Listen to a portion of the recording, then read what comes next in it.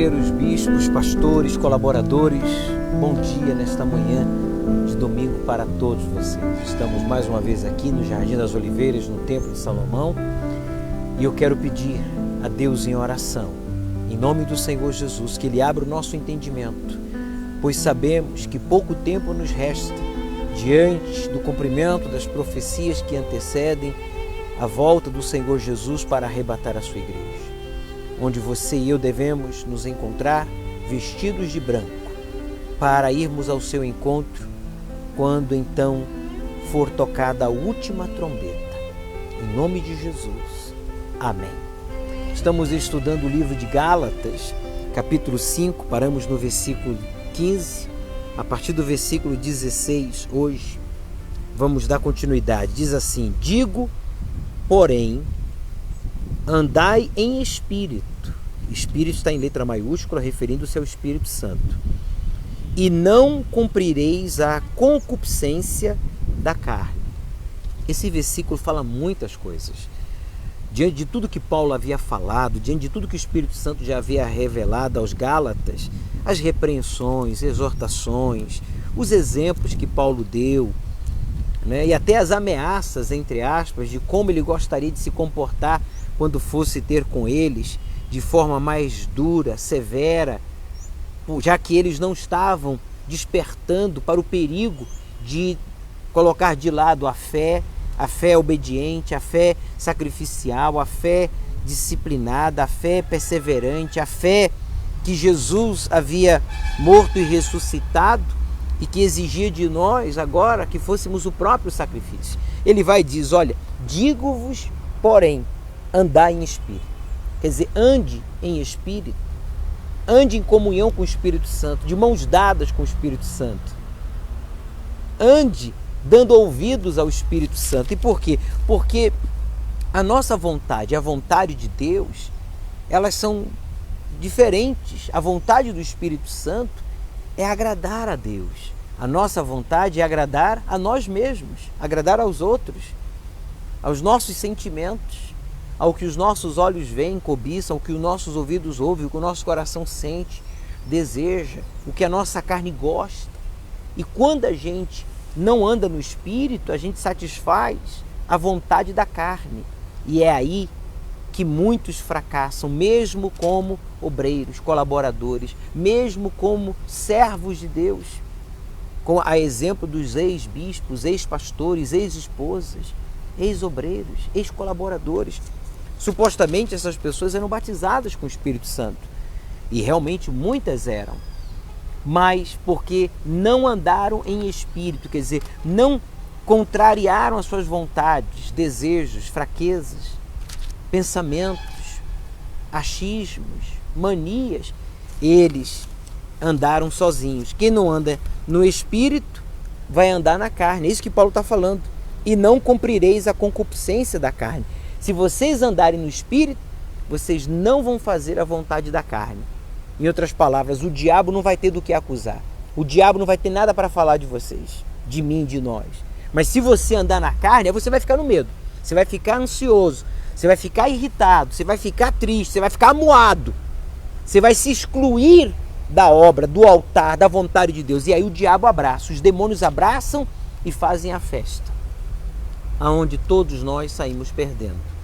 E Deus não quer isso. Deus não quer perder nenhum. Jesus falou, Jesus orou para que nenhum de nós se perdesse. Ele continua a leitura, ou no versículo 17, dizendo: porque a carne cobiça contra o espírito, em letra maiúscula.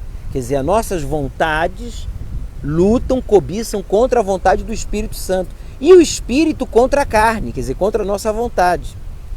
E estes opõem-se um ao outro, para que não façais as coisas que quereis. Quer dizer, o Espírito Santo se opõe às nossas vontades para que a gente faça a vontade de Deus e a gente seja aprovado. Porque se você faz a sua vontade ou a vontade dos outros, as suas inclinações, as nossas inclinações, sempre vão nos proporcionar derrotas, acusação, frustração, irritação, medo, rebelião. Obreiro, colaborador, por favor, não permita que a sua carne Fale mais alto que o Espírito Santo. O Espírito Santo está falando com você, está advertindo, exortando, orientando a você que talvez esteja prestes a cair em tentação ou que talvez já tenha caído em tentação, maliciando, julgando o pastor, o outro obreiro, o outro colaborador, o membro da igreja. A nossa posição como servos de Deus tem que ser de aceitar sermos contrariados. Sabe, o primeiro trabalho do Espírito Santo em nós é contrariar a nossa carne.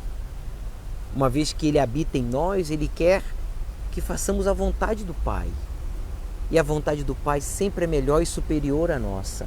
Ele não quer privar você, ele não quer escravizar ninguém. O Espírito Santo nos chamou para a liberdade, mas não para a gente viver na libertinagem da nossa carne, das nossas vontades e manias, mas sim vivermos pela fé, em obediência à sua palavra. Ele diz aí, olha, o Espírito Santo, a carne cobiça contra o Espírito e o Espírito contra a carne, quer dizer, há uma guerra entre ambos. E a gente não vence essa guerra na força do braço, no nosso conhecimento, com o tempo de igreja. A gente não vence essa guerra por termos o título de bispo, pastor, esposa de pastor, obreiro, colaborador, auxiliar. A gente vence essa guerra aqui sendo espiritual. Sendo espiritual. Aí você pergunta, o que é ser espiritual? É você se sujeitar à vontade do Espírito Santo. Ser espiritual é você obedecer à vontade dele, à palavra dele. Veja só no versículo 18. Mas se sois guiados pelo Espírito, em letra maiúscula, Espírito Santo, não estáis debaixo da lei. Quer dizer, não há condenação. Se você está sendo guiado pelo Espírito Santo, você está na fé. Se você está na fé, você está no sacrifício. Sacrificando as suas vontades, sacrificando os seus desejos, iniquidades, planos, manias, fantasias.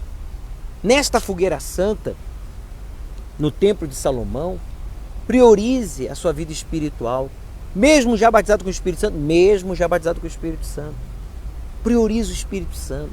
Ele é o penhor, é a garantia da nossa salvação. E as outras coisas serão acrescentadas. Bispo, eu quero lutar, eu quero pedir, eu quero sacrificar, eu quero conquistar algo. Pode, não é pecado. Mas no finalzinho do seu pedido, seja corajoso e humilde ao mesmo tempo e diga: Senhor Jesus, que seja feita a tua vontade e não a minha. A vontade dele sempre é melhor. No versículo 19, porque as obras da carne são manifestas, as quais são adultério, fornicação, impureza, lascívia, idolatria, feitiçaria, inimizades, contendas, ciúmes, iras, pelejas, dissensões, heresias, invejas, homicídios, bebedices, glutonaria e coisas semelhantes a estas, acerca das quais de antemão vos declaro, como também já antes vos disse, que os que cometem tais coisas não herdarão o reino de Deus. Quer dizer, quem pratica uma dessas obras da carne aqui, não tem o Espírito Santo, é isso que Paulo está falando. Não vai ser salvo, não vai entrar no reino de Deus. Ora, se não vai entrar no reino de Deus, que é a igreja, que é ser batizado com o Espírito Santo, como é que essa pessoa vai entrar no reino dos céus? Semana que vem eu vou falar sobre essas obras da carne. Mas, diante do que foi falado, tome a decisão aí agora de andar em espírito, de estar em espírito, como está escrito aqui.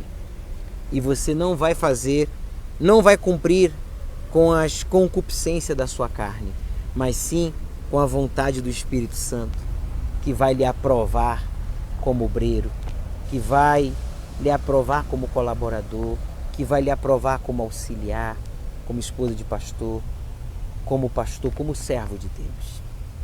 Pense nisso, medite nisso e guarde estas palavras.